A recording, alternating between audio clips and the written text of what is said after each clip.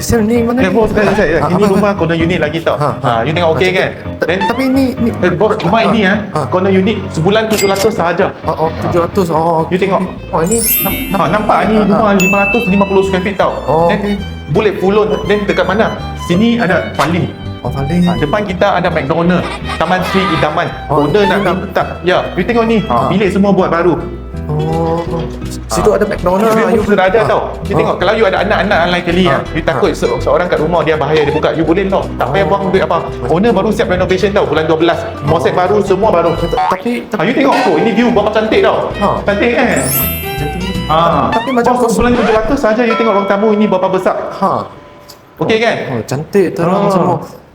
Lagi penting punya ada satu fixed parking yang permanent punya under basement. You tengok berapa cantik Then kitchen ada sini, tengok space berapa terang.